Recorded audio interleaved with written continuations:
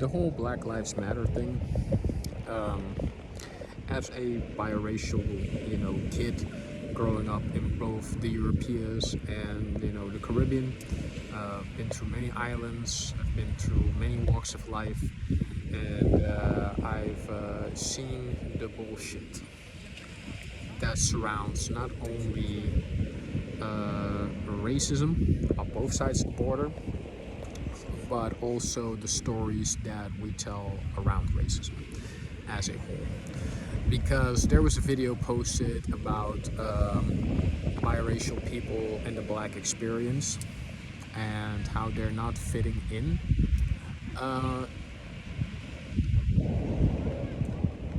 There has, as a biracial man, telling you right now that the only privilege I've had growing up was getting disgusting looks from both black and white people, both men and women.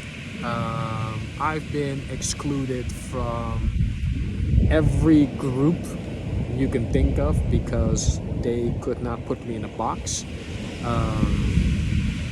When it comes to even people that look like me, despite of the biracial component, I've been called every race in the book, and every race only deemed me suitable to be part of their group whenever I supported their agenda, no matter how ridiculous or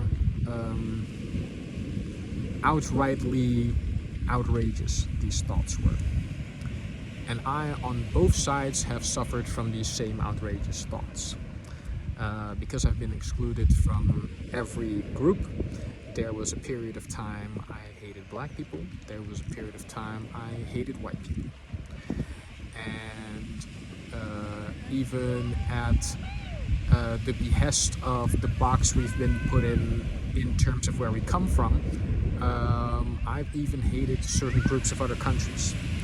I have been mistreated, misdiagnosed by one blonde Romanian guy, and that led me to almost hating all Romanian people. But I digress when I say that when I was walking around in Belgium around 3 o'clock in the morning looking for a place to camp, and the only place that was open was a coffee shop owned by, guess what, a Romanian guy. And I've had the best time watching him and his Indian friend curse each other out, having a wonderful time, drinking coffee and beer, and pretty much shooting the shit. So we all at one point in time suffer from these experiences. And especially growing up in the Netherlands, where racism is completely prevalent, because if they can't put you in a box, well, you're outside it, pretty much. You're basically put in okay, we can't define you into our limited box, so we're gonna exclude you from the box itself. And I've had people thrown resumes in the trash can while me looking at. I've had black women excluding me from the dating pool, saying I wasn't black enough, or presuming that my dating pool only was exceeded to white women because of the way I look and the way I spoke. Now, coming to terms at what Black Lives Matter, and even the stupid ass rhetoric like White Lives Matter, people create friction and opposition wherever they can to prove a point. Again, as I said, no matter how ridiculous or stupid that point has been. It has always been outrightly shown through other people, places, and countries around the world, regardless of whether you're in the US or Europe, that when it comes to worth and value, that white lives have predictably always mattered more than all other lives. And coming through my conclusion, hence with my life experience, I don't care about either one party. I don't care about you.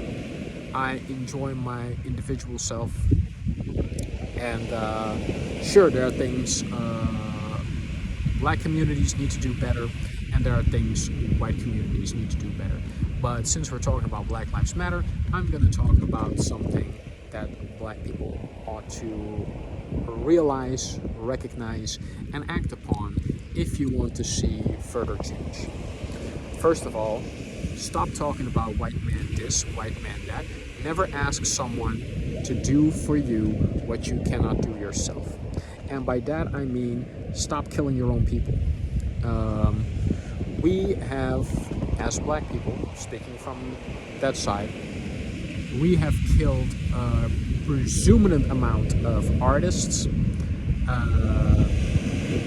change makers, game changers that would have been still alive today had your greed, your envy, and your jealousy not taken over and acted upon your ego. We're all reminiscing on people that we've lost, but when they were around, you couldn't stand them. Alright, because their light was so bright they outshined yours for a brief minute. Now, as much as you want to blame the white agenda or the white rhetoric, Nipsey Hussle was killed by a black man. Martin Luther King and Malcolm X were killed by black men. So when you tell me about this Black Lives rhetoric bullshit, no one this. Black lives don't even matter to black lives. And I was saying that even way back then when the whole shtick was going on. But no one wanted to hear it because dumb people only want to hear things after the fact. So when you want to state that, I got a thought also about that white guy who got cancelled for saying that black people were essentially a hate group. If you want to essentially call black people a hate group, after they're being the most nice, the most compassionate, and the most empathetic people on the planet, white people, what does that make you? Because they've always shown the opposite to black people of what you are, which is why you've called them black in the first place, because they represent the opposite of what you think is true about them and you. The color of your skin does not make you evil, you know. The color of your soul and the actions behind someone's mindset, that will prove whether someone or something can be considered evil or not.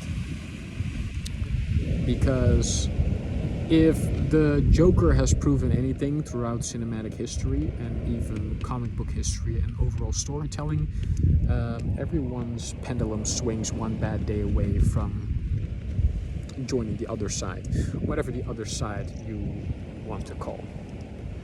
Because people can commit evil deeds does not necessarily make them evil. I've seen two African boys in South America rob a store, but showing compassion to an older lady who was in panic and saw the whole scene happening right before her eyes. Yeah, stealing from someone is evil, but when you don't know the reasoning or the story behind it, it's hard to call that person evil. Now, we're all doing things for survival, and regardless of which way you think the pendulum goes in this conversation, we've all suffered from swinging or thinking one way across the other. But I was staying, before I was at this island, I was staying at an ex-drug dealer's house. He was a white guy, and guess what? He was an ex-Nazi. But me and him found more fun and more companionship with each other than all of our friends before that. And that's saying something. So we all suffer from impure thoughts, and we all suffer from impure actions regarding those thoughts. but we can all change. So have a good one.